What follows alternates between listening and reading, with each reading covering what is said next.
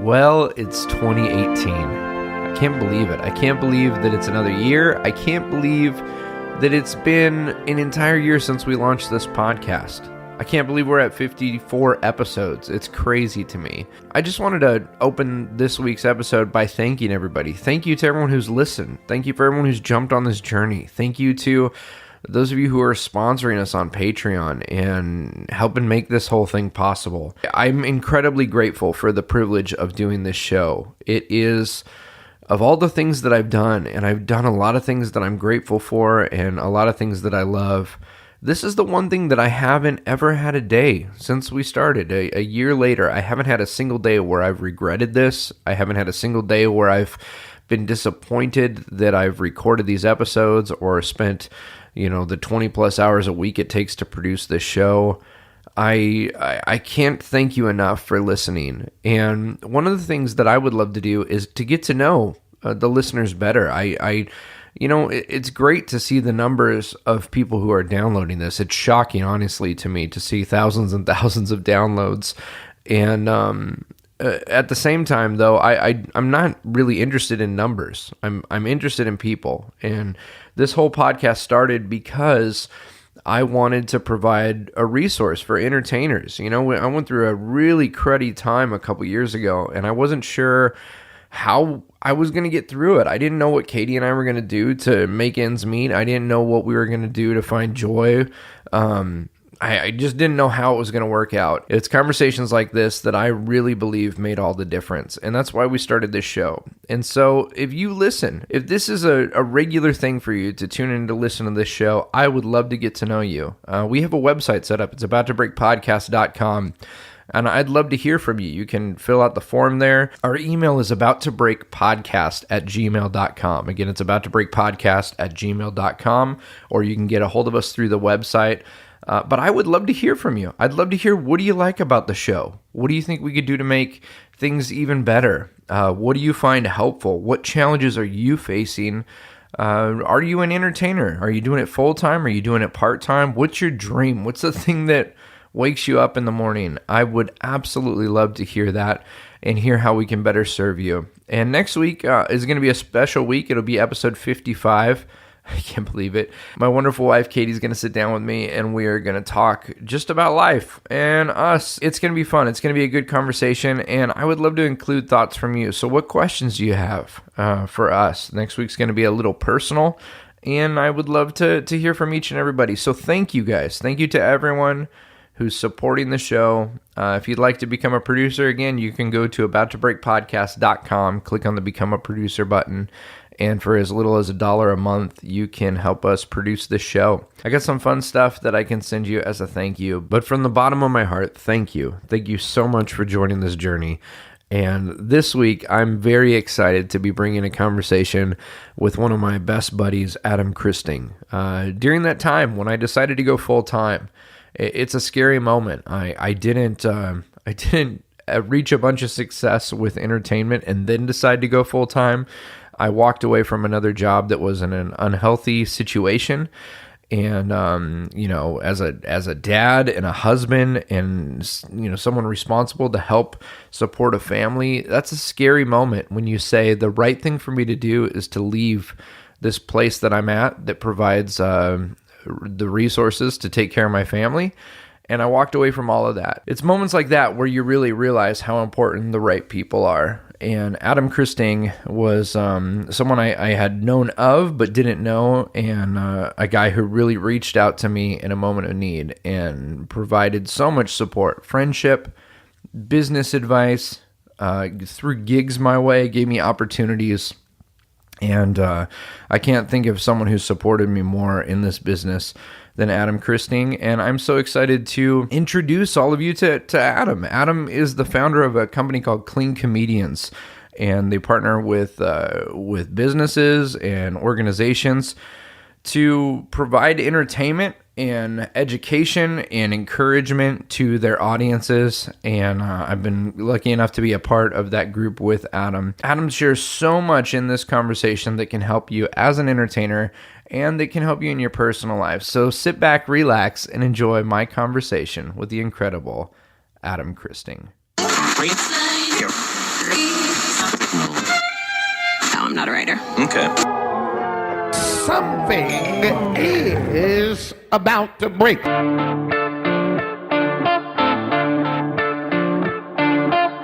I'm so excited to be sitting here with my friend and fellow entertainer and colleague in the entertainment business, Adam Christing. Thank you for being here, man. Oh, it's my pleasure. I've been looking forward to this. Oh, we've talked about this for a while now. Yes. I'm glad, and you've traveled to the World Headquarters to do it. I love the shed quarters. I want to move in here. It looks great.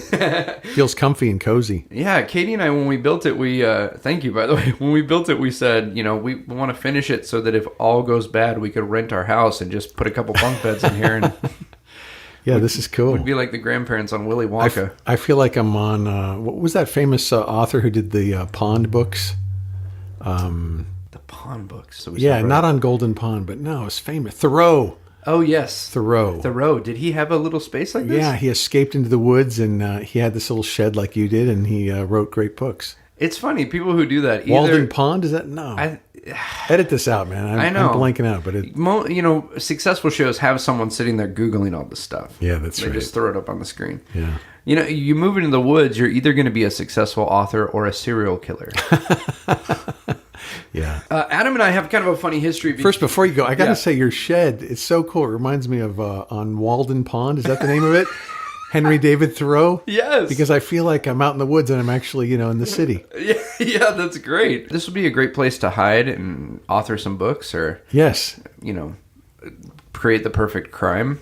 Escape from the cops. Here we go. Escape from Upland. Adam and I have a very fun relationship. We work together on a daily basis in entertainment. And we met because when I was... Can I say the story? Go for it. When I was in elementary school, we would have guest speakers come and do school assemblies.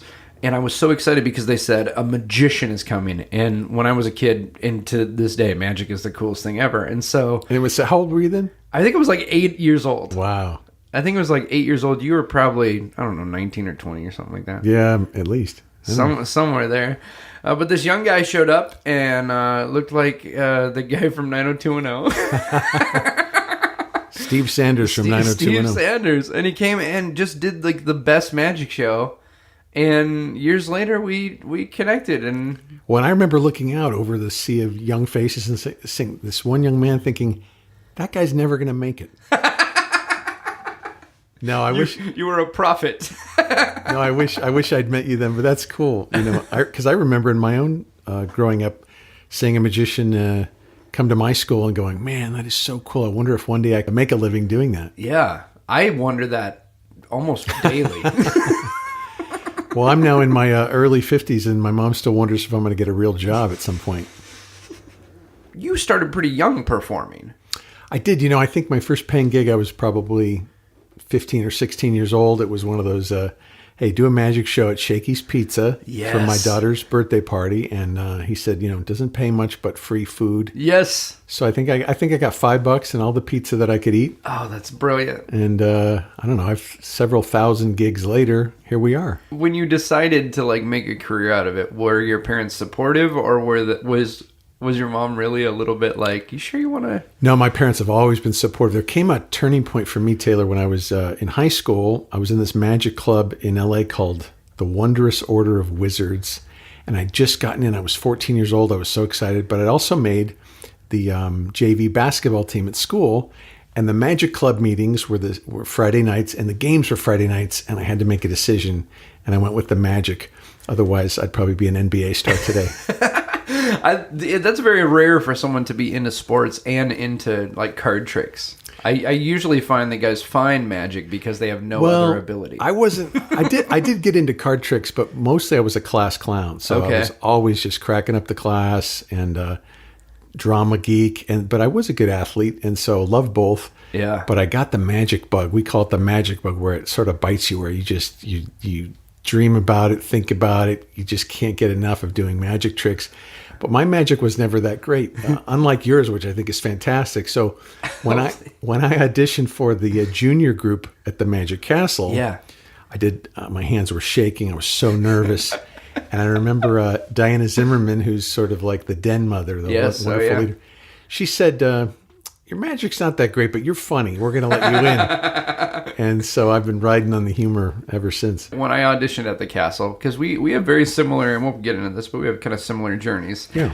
But when I auditioned at the Castle, in the time I got in, because it took me a couple times to audition, but when I first, I walked through the curtain, and I was so nervous, and I dropped I had a deck of cards out of the box, and I dropped them all over the floor. And I can't remember what I said, but apparently they thought it was hilarious, because they write you a little letter, and they said, the reason we're letting you in is because you had that moment and then could recover from it. And we were like, all right, this is going to be... Well, I think that's a good point, to remember, is that the audience is actually rooting for you. And so I know performers like jugglers, for example, who will plan a drop. They'll literally plan to drop a ball during their performance because it makes you more human. And so the very things that we avoid are sometimes the things that help us connect with an audience. Oh, that's really cool. That got deep quick. That could be something. I mean, even in life, how many times are there things that we're avoiding that could actually be a thing that helps propel Well, us forward? I've done a lot of study on this, not to get too pseudo intellectual on you. This is all about that. But if you look at a word like humor, and it's got the same root as humility and human, and it's all about being transparent. And so I love Mark Twain's quote. He said, it takes me, I can't remember if he said 2 or 3 weeks to prepare a good impromptu speech. And so sometimes I think we want to plan ways to connect with the audience that are more human. And so whether it's planning a mistake or having a moment where you're interacting, this doesn't apply just to comedians, but I think to singers or anybody think of Carol Burnett, and one of the most endearing moments of her TV show was when she just took questions from the audience, completely unscripted. Yeah, and for the time, so rare. Like that didn't happen. Yeah. So planned spontaneity is a good thing. Yeah. I love that. It's funny because, we'll probably talk about magic a lot, but you went from loving magic to then doing comedy to starting a business based on booking other comedians for events. Right. But then you've also jumped into being an author and a keynote speaker and an MC. How did all that progression happen? Was it just, here's an opportunity, I think I could be good at this? Or was there an intentional, I'm going to work my way into these other areas of business? Well, I was thinking about this as I was driving out here. And if there's been a theme in my life in this area, it's probably been giving yourself permission.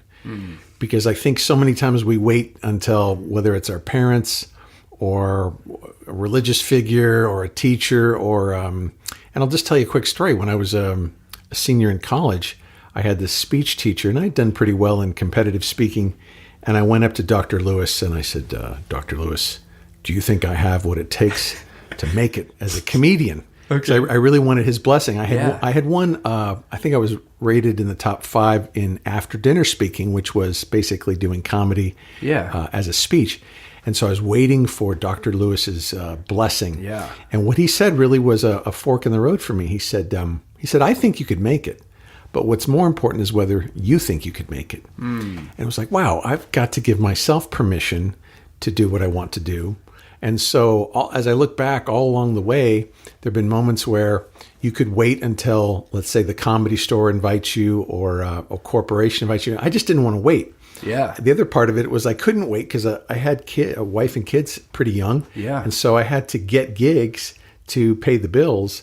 But if you wait for, I know people, performers, entertainers, artists who you might say they're getting ready to get ready to get ready to get ready. Yeah. Or waiting to be discovered by someone else and someone to give them permission to do the thing they want to do.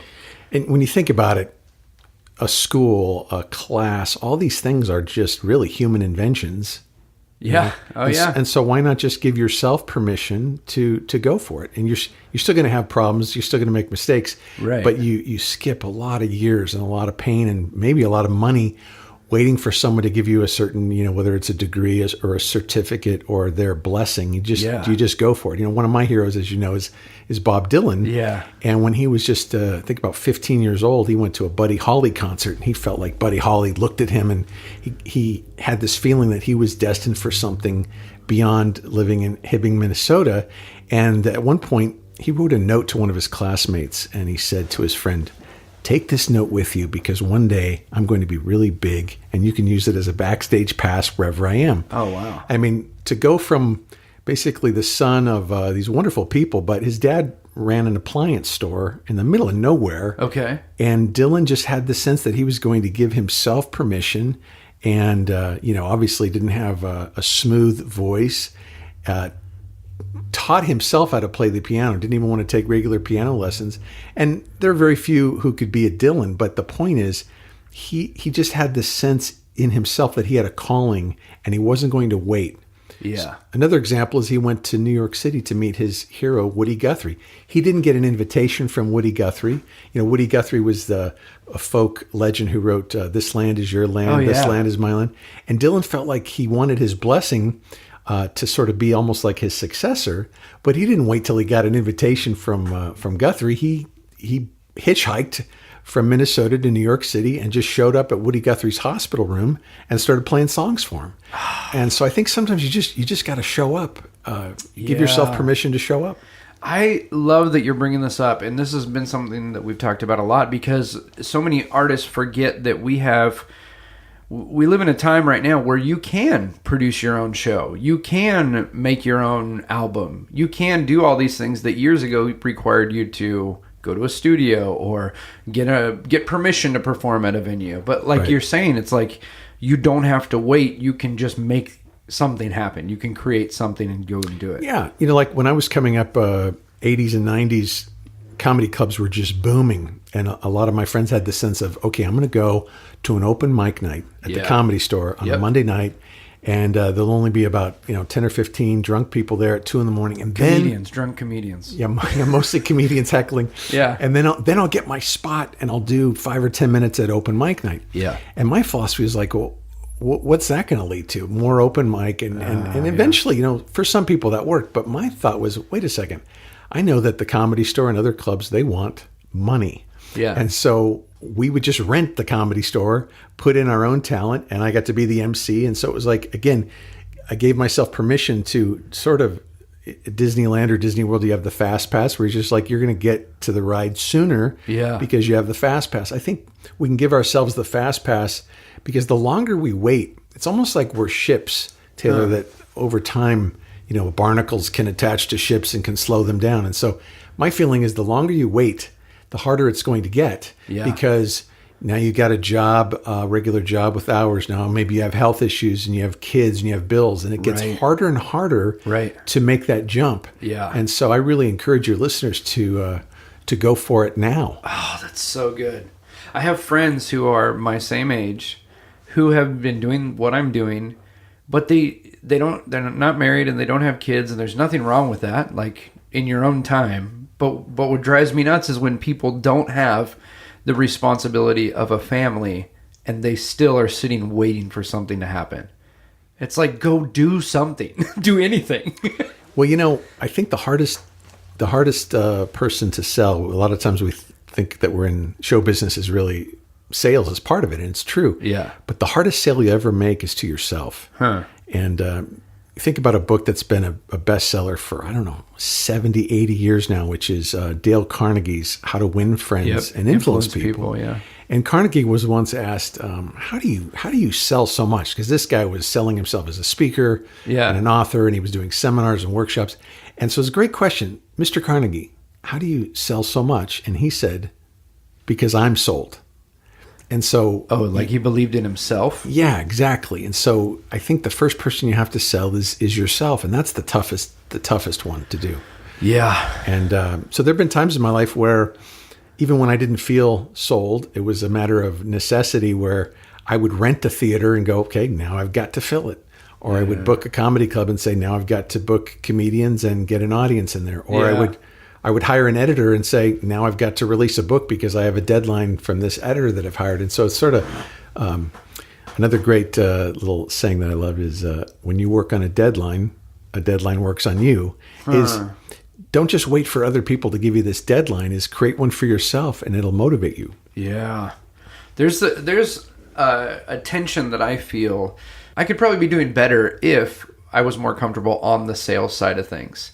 because as a performer, you need to find those opportunities. Was that always easy for you, or was there a moment when you said, I need to read sales books, I need to study up on this, I need to learn how to do this? Or did it just come from like a natural drive of...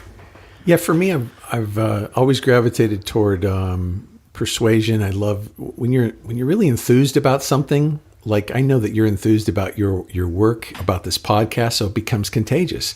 But I think it's important for people to either realize pretty quickly, if you don't have that sort of drive to promote, that's okay. But then you're going to need to find someone to help you with that. Right. And you think about the superstars of our time, and there's always a pattern. The Beatles had Epstein. Brian Epstein was their manager, and Elvis had I almost said Colonel Sanders, but Colonel Parker. You know, and it's really rare. I mean, there are some exceptions. Think of someone like a Madonna, even Bob Dylan, who I think is just a dynamo for his own career, had a tremendous manager. And so it's probably important, if you realize early on, if you don't have that kind of ability to sell, to persuade, to focus on the business side of show business, right, that side's still really crucial. The longer word in show business is the word business. And so if you don't have it yourself, try to hook up with some. It doesn't mean you have to have someone in Hollywood do it. It might be an uncle or a relative or a dear friend, where you partner and say, look, you're on the sales promotion side, the social media side, and I'm on the artistic side. But make sure that piece is in place for you. That's so good. Collaboration is huge. Yeah. I think a lot of people think, oh, I need to have a certain level of success to have a staff, or I need to be able to hire somebody. But there is different partnerships and things you could set up, and different friends you have that are more successful in certain areas than you are, that you could take advantage of, not in an inappropriate way, but you could learn and grow and support each other. And I think that doesn't happen as much as it should in this business. That a lot of times we feel like, oh, I got to be like a self-made man, or do it all on my own, or I can't be vulnerable enough to ask for help. Right. But there's a wealth of knowledge just in your circle of friends who are trying to do what you do. Well, what you find when you approach someone, I think the question to ask is, who has already accomplished what I want to accomplish? Or another one is, who already has a relationship with the people that I want to have relationships with? And you'll be surprised how generous people are with their knowledge and their wisdom, and even their contacts. Yeah. I'll give you kind of a crazy example in the world of marketing. When we launched the Clean Comedians business, I realized, wow, we have a limited amount of money to do marketing, but I want to reach, say, 100 businesses. Is you find someone who already has a list of 100 businesses who likes your product or service. In this case, there was a woman named Patty who just loved Clean Comedians. And I said, Patty, could we pay you just a minimal amount of money? Actually, we paid for printing of envelopes, we paid for postage. And she mailed out to her 100 contacts saying, Clean Comedians is the best thing since sliced bread. And I think we got like 15 bookings. And so what was the cost to us? Like very, very low. Yeah. But the real cost was, you have to get over your embarrassment or your hesitancy and reach out to someone and say, I'd love to have a relationship with people you are already in contact with. Would that be okay? And you'll be surprised how many times people will say, would love to recommend you. Oh, yeah. That's great. I'd like to tell you the story of how Clean Comedians started. Because, I want to hear this. I was working doing magic shows for mostly schools at the time, and loved that. And I had this breakfast with this young man named Kerry Travanovich, an interesting cat, does pantomime, but he speaks, you know. And sadly, he became, his parents died when he was just 17 years old. And so he had to very quickly learn to make a living as a performer. And he did that. And so he said, Adam, I'd like to have breakfast with you. And so we met for breakfast, actually not too far from here. And he said, you should take out an ad under the name Clean Comics. Okay. And for me, it was like this epiphany, Taylor, where I said, whoa, I changed the name to Clean Comedians. Yeah. And back to this theme of not waiting for permission is I didn't wait for there to be an election. I just called myself the president of Clean Comedians. This would have been what, like late 80s? This would have been 1990. Yeah. 99. So 1990. Okay. There was no election. I just said, hey, I'm the president of Clean Comedians. And I drove down to LA. Again, didn't wait for anyone to give me the green light. I got a business license. And within a matter of months, we were doing national radio shows and we're doing TV. And pretty soon it was like, I need to book other people. So we came up with this motto: it doesn't have to be filthy to be funny. Yep. And man, I made every mistake in the book. We printed up about 100 brochures one day, and we sent them to corporations and churches and theaters. And instead of saying it doesn't have to be filthy to be funny, here's what it said. It said, Clean Comedians is an association of professional comedians who believe it doesn't have to be funny. And that just takes a lot of pressure off, I'll tell you that. But what happened was, I feel like I'm Mr. Quotable today. But, No, it's great. I love it. Another saying that I just love that I think comes out of the New Testament is, the one who's faithful in little is faithful in much. And so we had a couple of clients, like a car dealership or like a church or a theater, and did a really good job for them. And then the next year they want you back, and then they recommend you to someone else. And so it's like, do what's right in front of you. Sometimes we're waiting for Hollywood or New York or Chicago to give us the big break. Right. When the big break is right under your nose. Yes. And so there's a classic story called Acres of Diamonds. Have you heard that story? No. So this guy, he goes on this quest. He leaves his farm. He leaves his wife and children because he wants to discover acres of diamonds. Oh, wow. And so he travels the world, and he leaves his family behind, and they're very sad. And he's on this quest to find the ultimate, farm or land full of diamonds. And he doesn't. And he ends up jumping off a cliff, takes his own life. And what do they discover? They go back to the family and they discover that this acreage that he owned was the largest diamond mine in the world. Wow. And there's actually some truth to this story. Historically, if people want to look it up, it's called Acres of Diamonds. But I think the fable or the metaphor of the story is what's most important, is everything you're looking for is right under your nose. Yeah. The context that you have today, the performance or the art that you do today is good enough. And so just go for it. Reach out to the people the relationships that you have, the venues you have access to. It's right under your nose. Give yourself permission now. I see a lot of performers who don't do well with the gig that they have now because they don't value it. They think that it's beneath them, or they think it's, I hear this a lot of like, oh, they're just a bad audience. Right. And one of the things that I've learned from you, one of the many things I've learned from you, is that you can walk into any environment and you can take control of that environment. And if it's a bad vibe when you walk in, it needs to be better when you leave. And I've seen you do that so many times, walk into less than ideal situations and just transform the whole vibe. It's like being a thermostat on the wall. You just walk in and you go, okay, we're going to change the way this feels. But so many, what you're saying right now, the idea of whatever gig you're given, whatever opportunity you have, whatever position you're in right now, do well with it because you don't know where that's going to lead. That is huge. Yeah, imagine if you treated every opportunity like that was your big break. Yeah. I think there's something to that. So what I try to do is just maximize the situation. If I don't have a microphone, well, then I want to get the audience closer to me. Right. If they put me in a situation with no stage, we might create a makeshift stage, or again draw the chairs in closer. Yep. You want to give yourself every opportunity to succeed. And again, remember, the audience and the client, if there is a client, they want you to succeed. Yeah. They're not sitting there for 45 minutes hoping that you bomb. I mean, there's some audiences that do. I've have a few, but I've done gigs. Every conceivable gig, Taylor. I think I did a society of morticians one time.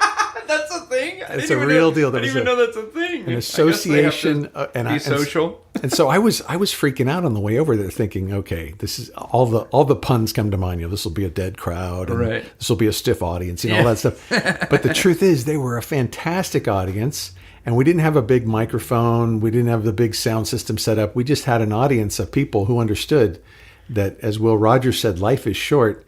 Get all the good laughs that you can. Yeah. And so I think if you start to look at the people around you and your audience as they're actually rooting for you. Yeah. And what you've seen in this podcast is people love it and they're spreading the word and they're embracing it. And more people want to be on the podcast. Oh, yeah. Yeah. I texted you the other day. I was doing an event and it's so funny. No matter how many pre-event calls you have, sometimes it just doesn't translate. Right. And I arrived and there was supposed to be a stage and a microphone and the audience was going to be in front of the stage. And I texted you a picture. I said, it's a massive dance floor It's basically a moat that separates the audience to the right and the audience to the left, and nobody is sitting in front of the stage. Yeah. And you immediately were like, have them move the chairs. Like, don't make it negotiable. Like, Right. just some people walk into a situation, and whether they're an entertainer or whatever type of industry they're in, and they just go, well, I'm stuck with this.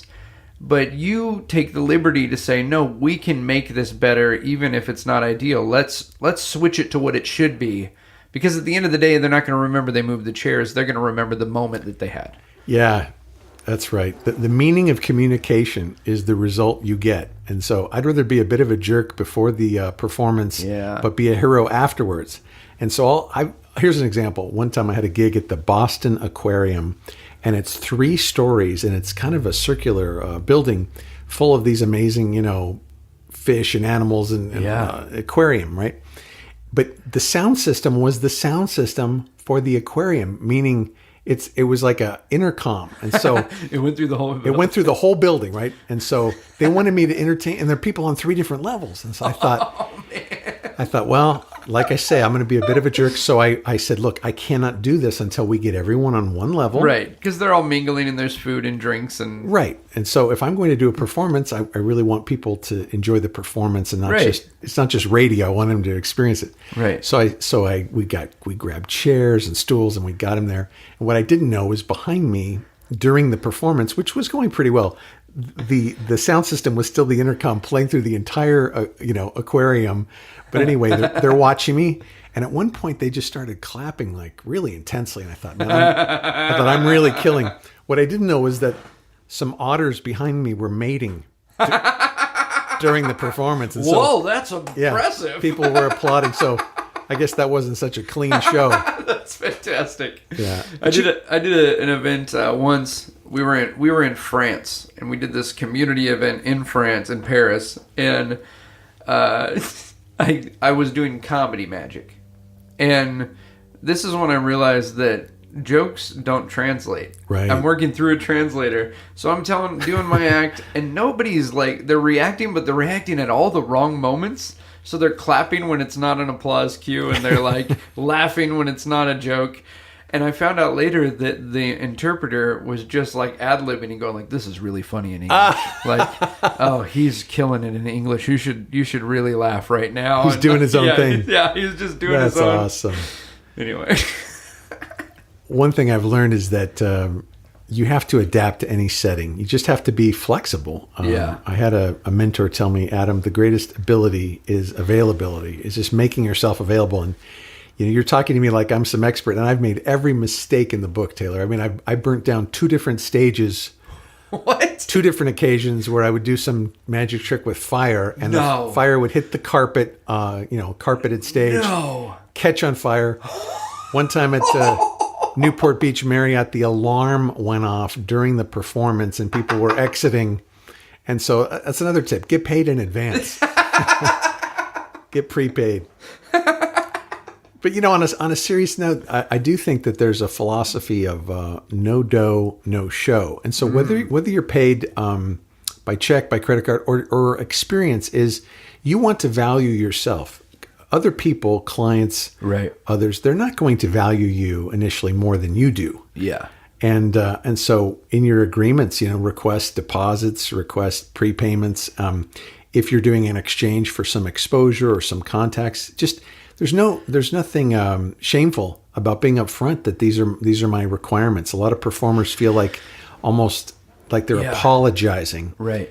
But you're not going to be valued more than you value yourself. I'd like to stay on this for a minute because I've seen this happen with musicians and bands where someone goes, hey, we need 8 hours of music and we've got $50. And their response is, well, I just need to take what I can get. Right. And so what you're saying really puts the performer in the driving seat to be able to say, this is what works, this is what doesn't. And sometimes you have to educate the client on what works because they might have an idea, either budget-wise or an idea on the schedule that just isn't going to be good. How do you work those conversations to not only support your performance but to support the entire program? Well, you just used a great word, I think, conversation. A lot of times we want to just send an email or a text and show up. But the more you can have a conversation, ideally in person or on the phone with the client, the better. Find out what their goals are so that you can serve their goals. And try to come into the event with an attitude of, how can I serve? How can I help make this a super success? But at the same time, you want to value yourself. So let's go back to your earlier question about they say they have $50 for 8 hours or whatever. A lot of times performers are told hey, this doesn't pay, but it's great exposure. Oh, everywhere. And my response is, I could die from exposure. And so you want to value yourself. Now, I would rather have you do a freebie and just say, look, I'm valuing this at $1,500. Right. But I'm going to donate it to you because of XYZ. That way you maintain the value. You maintain the value. Yeah. That's good, because photographers get that all the time now. Oh, we need someone to come take photos. Can you do this? And we'll let you pass out business cards. Well, what happens is if you get more gigs from that, you're probably going to get more freebie gigs because people do talk, right? Yeah. Oh, yeah. So if I get your business card, I might say to the client, how much did you pay for Taylor? And, he did it for free. Well, they're going to expect another free gig. Right. So it really is a catch-22 because you want to perform.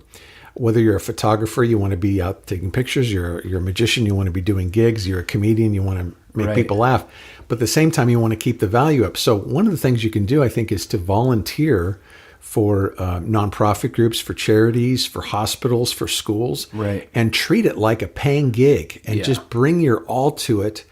I think that's better than compromising and doing super low fees. Yep. I've heard people say before too that if somebody wants to, they say, "Oh, we're going to donate this to charity." Well, then you could still charge your fee and donate it to that charity. So if that's right, if you're performing for a group that's a 501c3, they can write a letter to you saying, "Thank you for your donation of $2,500." Right, and you can use that as a tax write-off on your tax return. So there's some value there. Yeah, that's great. Now, I want to talk about this. I'm laughing because this podcast has never been it's never been set out to be like a how-to. It's more like a survival guide. But what you're bringing is so huge, like so much good stuff on how to just do life in the business. What about like the family side of things when it comes to travel and all of that? Because that's a question I get a lot is this hard for your family? How do you guys work it out? What have you learned that works and what have you learned that doesn't, as far as how you know what gigs you're going to take and what that means for being gone and all that? Wow, that's a great question. Can we go to the next one? Yeah, absolutely. No. I'll take a shot at that. I have regrets. I lost my first marriage, and I don't think it was primarily because I was on the road, but that certainly made it challenging. I mean, you don't want to get to a place where your kids are calling you Uncle Adam, for example. But what I did, I had my, after I went through a really rough divorce, I had my kids every other week for many, many years. So what I did was the weeks that I had them, I stayed in town. If I had a gig, it was a local gig. Yep. I worked on the business side of show business. And then the weeks that I didn't have them, I was traveling. And so prioritizing family is really huge. So for me, another example is I've done a lot of study like with Stephen Covey, who famously wrote The 7 Habits of Highly Effective People. Yep. And he would date his kids. It sounds funky, especially in today's weird, sexually bizarre world. But that's the language he used. And the point was, the idea of the date was to spend time with them one-on-one. When you think back to, I asked my kids and my sisters this question one time. As you think back to memories with your dad, what were the best ones? And you know what they all said? It was these individual moments that they had, whether it was a lunch or a father-daughter trip or something, is try to carve out time where all of your attention is being focused on your spouse or your kids, and really guard that time. If you take a gig that affects that, well, then you've got to replace that. Right. And so I try to have, we have 2 kids who are at the time of this interview, 13 and 15 years old. I still want to carve out daughter, I'm the dad, dad, daughter, and dad, son time with those kids. And also time with my wife, so that I'm not just on the road, but I am on the road a lot. And I think that in-person time is more valuable than like FaceTime. Yeah, it's true. And it doesn't always have to be a trip, doesn't have to be expensive. It might just be hanging out together, playing games, but really guard that time.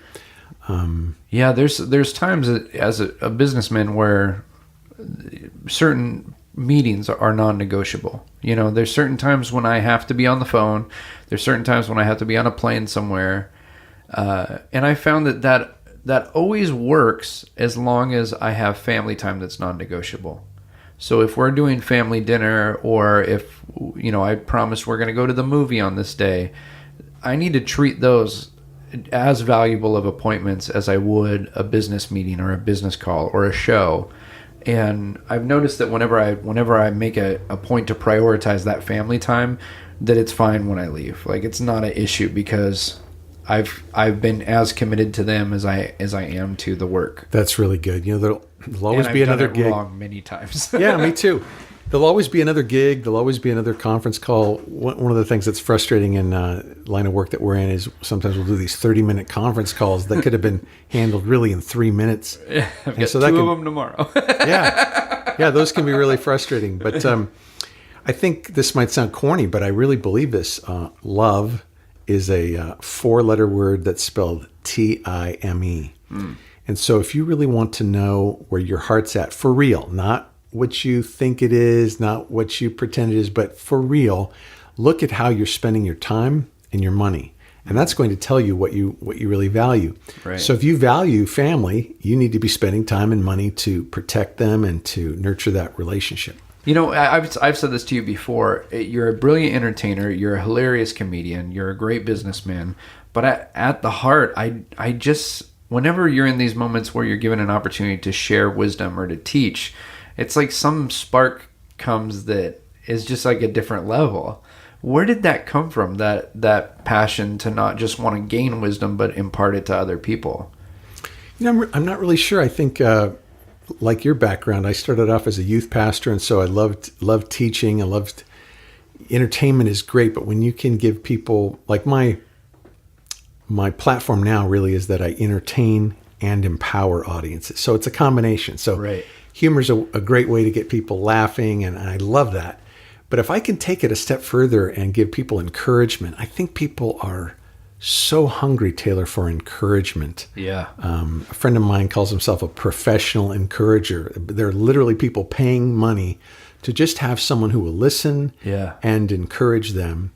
And so I've been blessed in my own life where I've had mentors. I had a mentor who would just give me books to read. And he said, Adam, when you mark in a book marks in you. And so think about this. I don't know some of these great authors. I don't have a personal relationship with Stephen Covey or Michael Singer, who wrote The Untethered Soul. I don't have a relationship with these people, but through their writing, I can sit down and with a pen and make notes and mark it. And then when you share it with other people, it goes more deeply inside of you. Yeah. And so think sometimes about the things that you need. If you teach and share about those things, it comes back to help you. And I know that might sound a little bit esoteric, but sometimes the things that we need the most, we will experience when we give those things away. It doesn't sound logical, but there's something about it. I think that entertainers, this definitely pings with, because I know I've had moments where I've been really down in the dumps and dealing with, anxiety or feeling depressed or whatever it is. And when I get on stage and start doing something that's providing joy to other people, right, all of a sudden it's like, oh, and I think it can be a scary moment if that's the only time that you feel that joy. But there is this thing of like, when you give it away, it comes back to you. It really is like a boomerang. It's so true. It's a lot of it's getting out of ourselves, and it's really hard as entertainers because we, whether you're a speaker or an artist, entertainer, you have to be about what you're about, finding your voice, finding your craft. But then the goal is to give it away. Yeah. And when you give it away, it expands. It sounds so, I don't know, new agey, but it really is true. And so there have been times when the last thing I want to do is get in my car, go to the airport, fly and do a gig. But when I just do it as an act of giving, not concerned about what I'm going to get, what I'm going to make, and touching other people, man, I feel great after that. There's a difference in that way of being than most comedians and most entertainers, because most, I think, I shouldn't say most, but the typical comedian is going out there to elicit laughter. They're going to get a response. They're going on stage to get someone to give them something, as opposed to going out on stage with the intent that I'm going to leave this group or this organization or this audience member in a better place than when it's coming at it from giving. That, since I've changed that perspective, for me, it's been so much more rewarding, because it's not just about, oh, I really hope they laugh at this joke, and then if they don't, it wasn't a good show. Well, I think like your podcast is an act of generosity, where your guests are being very open and generous with their time and their expertise, and so are you. And it makes more and more people fans, and they want to give. And there's a book by Adam Grant about giving, and the title escapes me at the moment. Give and Take. I think it's called Give and Take. It was a New York Times bestseller. And the thing is, Jesus is quoted 2,000 years prior to that as basically saying it's more blessed to give than to receive. And I think we all want to be on the receiving end. Right. And the thing is, when you start giving, you end up automatically on the receiving end. And so this, we're in the Christmas season as we're recording this. I sat down and I thought, I want to write thank you cards and Christmas cards from the heart that just thank people for all that they've done for me in this last year. And man, that felt really good to me. That's cool. And I know it'll feel good to them as well. That's really good. I think that this is something that isn't being talked about very much, but because we live in a comment-driven culture, now with social media, years ago, like when I was a kid, you maybe heard the opinions of some classmates, and you heard your parents' opinion around the dinner table and maybe some of their friends, and that was pretty much it. But now, every day you hear everyone's opinion about everything. And every time you post a picture, it's, oh, did they like it? Oh, I got less likes today than yesterday. And I think we forget that there's huge value in just being kind to other people. Huge value for them. And I can't tell you how many times people have been like, oh, you really made a difference in my life. And it's like, I just said something nice to you. I didn't do anything revolutionary. Well, you've been saying nice things about me, Taylor. You really are masterful at making people feel good and leading with generosity. I think there's a trap that we can fall into as artists and entertainers, and that is the desperate need to be liked, to be approved. Sometimes, if we're really honest with ourselves, we so want the applause and the attention that it makes us dependent on that reaction. And so I just encourage your listeners to find, whether it's through spirituality or through their faith or through a good counselor or whatever it is, to be okay, even when you don't get that reaction. Yeah. You'll find that the superstars in various fields, again, I go back to someone like a Bob Dylan, they were able to detach from the reactions. Of course, they enjoyed the reactions. But you think about when Bob Dylan in 1965, who was at the peak of his fame as a folk artist, and he'd been a protest artist, he straps on the electric guitar, hurts people's ears. One guy wanted to grab an axe to cut the cable, but it's like he had to do what he had to do as an artist and wasn't depending on the reaction. As Neil Young in one of his songs says, it doesn't mean that much to me to mean that much to you. And so I know this might contradict what I've been saying earlier, but if you live for their praise, you will die by their criticism. Oh, that's good. Well, and realizing too that it is an interesting time as well, in that you get instant feedback, whereas guys like Dylan at first were getting hated for it. Right. Or you look at the great artists of the past, like Michelangelo died without any concept of how great he was, or how long his art would last, or how the whole world would realize. He didn't even know that it was a possibility for the world to see it. Right. Houdini died not as successful as he is now. you know? Right.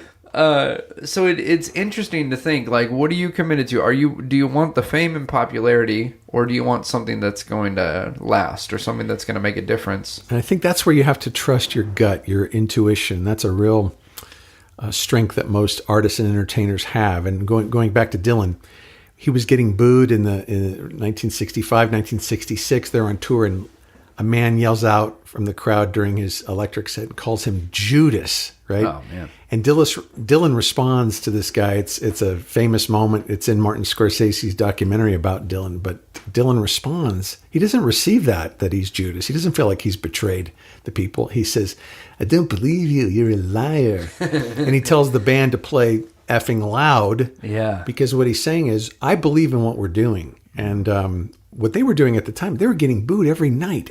But they would sit and listen to the recordings, and they thought, this is actually pretty good. Yeah. And so you have to be confident in what you're doing, even when you're not getting paid, even when you're not getting the applause, is you have to know, I have a gift and I want to use that gift. I got to ask you this, and you and I have conversations about this all the time, but you spend so much time encouraging others and empowering others and lifting other people up with laughter and with encouragement. What do you do in those moments that we all feel, whether artist or not, where you're discouraged, where you wake up and go, and at least for me, I mean, there's days where I love my life, I love my family, I love where we live, I love the World Shed Quarters, I love what I do for a living, and there's still several days I wake up and go, I gotta be this guy again. Yeah. Yeah. What do you do in those moments to encourage yourself? I think we can buy into the illusion, Taylor, that somebody out there is happy all the time. Because he or she they have this level of success where... I picture Tom Hanks. Yeah. I think he's the only one. Yeah. For me, it might be a Jerry Seinfeld. But the thing is, Seinfeld leans heavily on transcendental meditation to quiet his mind. And you can't get more successful than Seinfeld in the comedy arena, right? With millions and millions of dollars from his TV show, Seinfeld. And so the danger is comparing yourself to other people and thinking, I'll be really candid with you. I think happiness is a bit overrated. I think happiness comes and goes. Yeah. What you have to focus on is doing good work and giving to other people, and the happiness will come. Yeah. But it's like, maybe that's a little flaw. I hate to say this because I do love our Constitution. I love the Declaration, though I can't say it. The Declaration of Independence says the pursuit of happiness. But when you pursue happiness, you'll find that it's hard to catch. But when you pursue excellence and when you pursue generosity, happiness is thrown in sort of as a bonus. That's good. That's really good. Yeah, that's a challenge because I had Katie talked with me recently, and you've walked through this journey with me. I mean, you were there from pretty much day one when I decided to go full-time in entertainment, and you were there for support and encouragement, helped me get shows, and did so much for me, and I can't thank you enough for it. But there's been, there's milestones where it's like, I want to do this type of event, or I want to do this, or I want to start a podcast, or I want to do, TV, or I want to, and it's like, as each one of these things come, then there's a new thing that you want to do. And it's always this pursuit of what's next, which can be a good thing. But I remember not that long ago, I told Katie, I was like, hey, I think this is going to happen. And then she just, in the most loving way possible, said, are you going to be happy then? Wow. Like, it's... I remember once interviewing a pretty famous business author. I won't name his name because I don't want to embarrass him because he's probably a listener. But he wrote this, he's like this guru, okay? And he wrote this business book that changed my life. I mean, that phrase is so overused, but it rocked my world. And so when I got to sit in and host a radio show at one time, I thought, I'm going to interview this guy. So I got him on the phone. We did a 30-minute phoner interview, and I loved it. I thought, man, this guy's brilliant. And then check this out.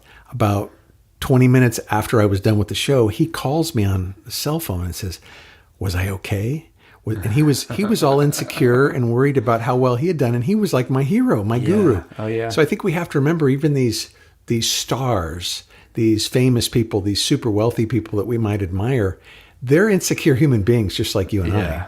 And we're all desperately wanting to feel a sense of approval. And I think it's dangerous to get that from the next gig because there's always a higher paying or more prestigious gig out there. And so I think it's important that we find, whatever you want to call it, find your spiritual practice, find a way of of connecting with God, with other people, with yourself, so that you can handle those bumps, because those bumps are coming. I remember doing a gig one time at Caesar's Palace in Lake Tahoe, and I killed. It was a corporate event, and I thought, man, I'm really, really good.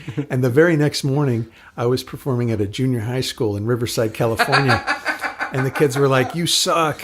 And I'm thinking to myself, I'm the same guy. Right? I'm the same guy. So there really are different audiences. And man, it's hard not to put your own heart on that roller coaster of ups and downs. And you want to find a way where you don't do that, where you can enjoy the ups right. and feel the downs, but your whole identity is not wrapped up on their reaction. Oh, that's so good. I mean, how many times do you get a gig that's just killer, or a show that goes great, and then the next show was a good show, but it feels awful because it wasn't as good as the last one? Oh, yeah. Well, I think of, growing up, I was this, like most people, a huge fan of Johnny Carson. He's as big as you could possibly get, the king of late night TV, right? Yeah. And even Letterman, Leno, and all the people who came after. They're just trying to get close to what Carson did. Right. But the thing is, my kids today don't know who Johnny Carson was. Yeah. And so life is short, and ultimately we have to keep that in perspective. It's like in a great game of chess. You might play the ultimate game of chess or checkers, but in the end, all the pieces are going to go back in the box. Jeez, Adam. Jeez, that's so good. And encouraging and discouraging, and so enjoy the ride. Be here, right. Be here for the moment. It's really a gift. I think if we take ourselves so seriously, and it's funny, as a comedian, I notice this in myself and a lot of the comedians I work with, we can take ourselves so seriously. We have to step back and remember other people aren't even really thinking about us. Yes. And and how much time do we spend worrying about what they think about? They're probably at home right now thinking I was so dumb when I said that, and they're not thinking about you at all. I had this guy call me one time, and I can't remember if I owed him some money or some work, but in my mind, it was this huge deal, and I was so worried that there's going to be some kind of a legal thing, and so I'm avoiding. It's called avoiding. And finally, I take the call, and he's just like, "Hey, I just want to wish you happy holidays." And we were all good. And so I built this thing up in my mind, this gigantic monster. And some of the biggest monsters we slay, they're not out there in the entertainment world. They're in our own head. Yep. And I love that saying, fear is false expectations appearing real. And so the things that we're afraid of are actually a good indication of the things that we should be working on. And like Joseph Campbell, who influenced so many of the great screenwriters, George Lucas. And I'm probably butchering Campbell's quote, but he said essentially, the treasure you are seeking is in the cave you fear to enter. And so what are your fears? Identify them, and instead of running from them and hiding from them, if you pursue them, and it might take a friend or a family member to help hold your hand and go into them, you're going to find great treasure there if you don't avoid it, but if you go for it. Ah, that's great. Adam, this has been so friggin' good, man. It's been really good. It's great to be. Tell me again, you called this the shed. I jokingly call it the World Shed Quarters. I'm calling it the Shed of Destiny. Oh, yeah. I really like it. We'll put that on the wall. It's very peaceful. Thank you. And I want to applaud you not only for the podcast, but for the kind of performer you are in this world. Very gracious, and working with you has just been a privilege, Taylor. Thank you, Adam. How can people get a hold of you? I know you've mentioned Dylan a few times, and I know he's on your mind because you've just recently written a book, and I'm sure at some point in the future that's going to be coming out. But how can they get a hold of you if they want to see some of your work or have you come out and do something for them? Yeah, my book is called Bob Dylan Can Change Your Life, 61 Ways to Invent a Legendary Life, and that'll be out in 2018. And probably the best bet to see what I'm up to is just to go to adamchristing.com. Awesome. And Christing is spelled Christing. Yep. And if you're listening right now, we will put links directly to that in the show notes. So you can just click on the picture, it'll flip around, and you can go directly to Adam's website and follow along on the journey. Thank you so much, man. Oh, thank you. It's been fun. We're going to go grab some lunch, but I'll turn this off. We can keep talking.